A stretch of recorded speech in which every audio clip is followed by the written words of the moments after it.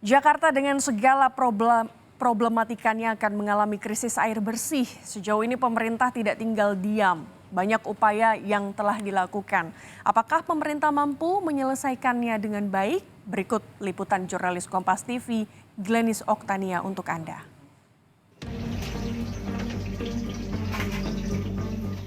Air adalah sumber utama kehidupan yang sangat menentukan keberlangsungan makhluk hidup dan menjadi baku mutu kegiatan manusia layaknya kebutuhan sehari-hari seperti kebutuhan rumah tangga.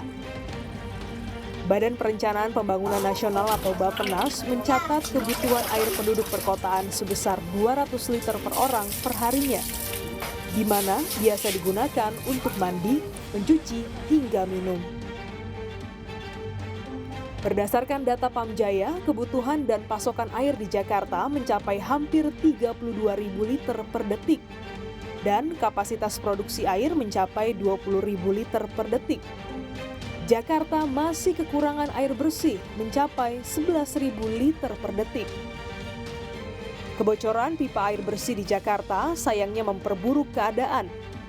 Hingga akhir tahun 2021, tercatat sekitar 46% air hilang karena bocor pada saat distribusi sehingga tidak dapat dimanfaatkan warga. Selain kebocoran, kualitas air bersih juga banyak dipertanyakan oleh masyarakat dan ahli.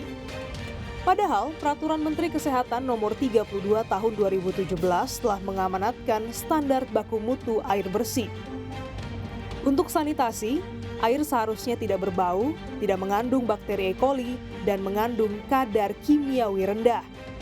Sedangkan standar air minum yakni harus terlindung dari sumber pencemaran, binatang yang membawa penyakit.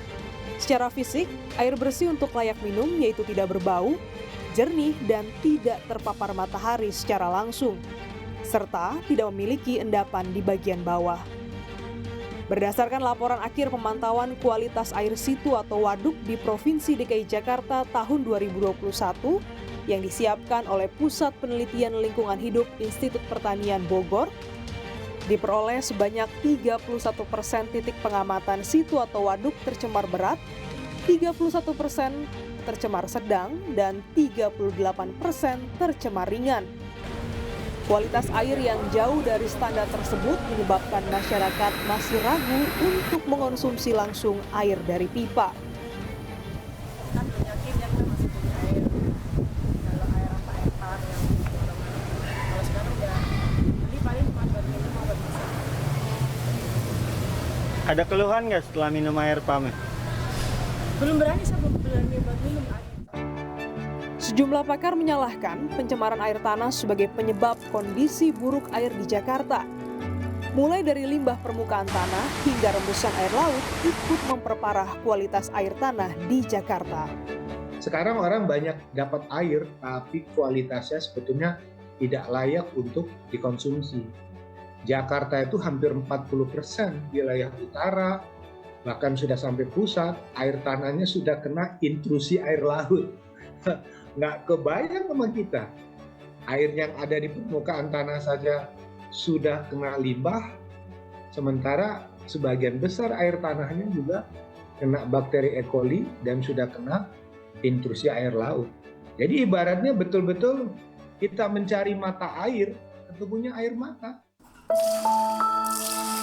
Krisis air bersih di Jakarta ini sayangnya juga terjadi di daerah lain.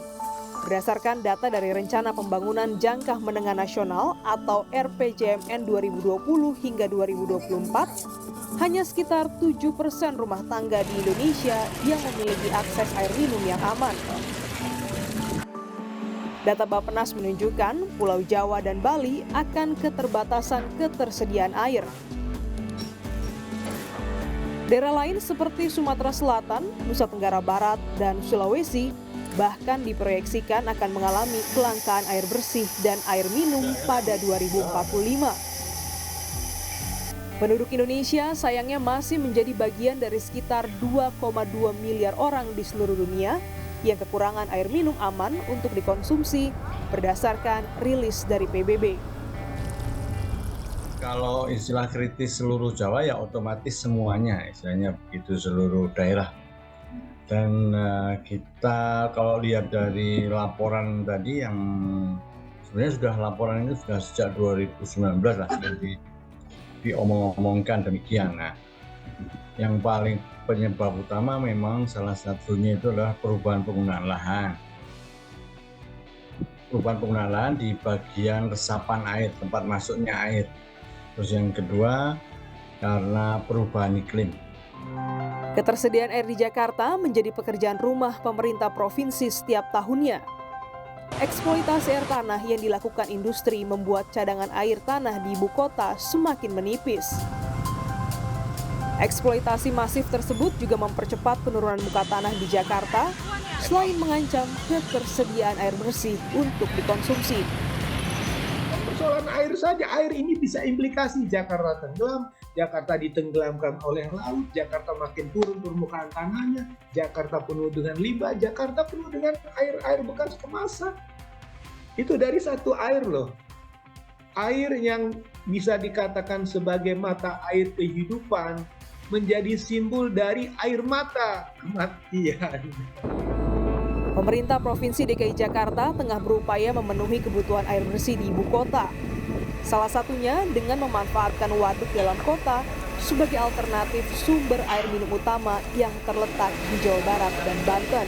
Waduk kita yang di hulu, itu kan, kita tingkatkan kualitasnya sehingga itu menjadi sumber air baku.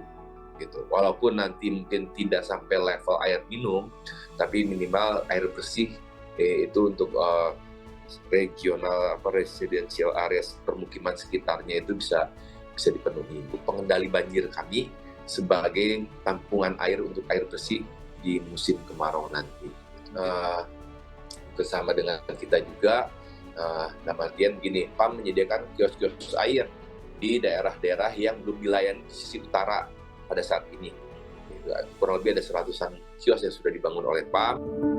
Pemerintah pusat melalui Kementerian PUPR telah merencanakan proyek sistem penyediaan air minum Jatiluhur 1 yang ditargetkan dapat menyuplai pasokan air minum sebesar 4.750 liter per detik.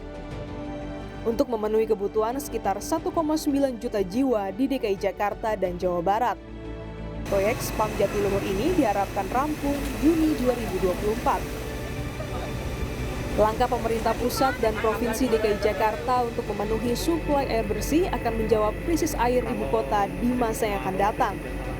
Lalu, akankah upaya pihak otoritas menjadi solusi yang terbaik ketersediaan air bersih di Jakarta? Klinis Oktania, Kompas TV, Jakarta.